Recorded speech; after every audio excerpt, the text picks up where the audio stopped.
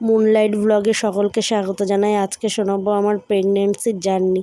এই যে একটা সকাল সুন্দর মুহূর্তটাকে তুলে ধরেছি, তখনও জানি না যে আমি প্রেগনেন্ট, আমি মা হতে চলেছি। তারপরেই এই পজিটিভ আসলো, তখন খুব আনন্দে। এটা আমি আমার মার বাড়িতে ছিলাম তখন। তারপরে এইখানে দেখো, এই প্রথম মাসে কিছু ছবি, কিছু মুহূর্ত আমি তুলে ধরেছি।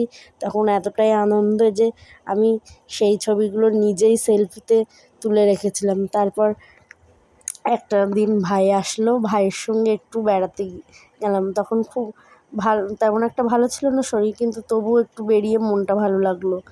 তারপরে এই আমি ডক্টরদের দেখাতে যাচ্ছি, সেই মুহূর্তে একটা ছবি। তারপরে এটা হচ্ছে আমার 5 মাসের খাওয়াতে এসেছিলো আমার মা, দিদা, মামি, মাসিরা।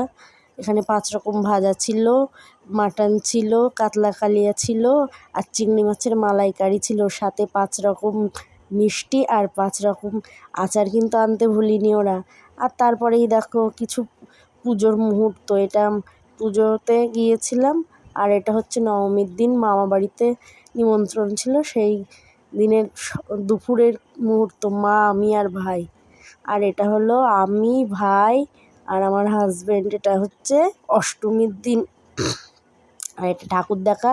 আমি যেহেতু অসুস্থ ছিলাম, তাই একটু বিকালেই ঠাকুর দেখতে গিয়েছিলাম। আর এটা 7 মাসের অনুষ্ঠানের দিন, আমার স্বাদের অনুষ্ঠান হয়েছিল সেই দিন এই বাড়ি থেকে।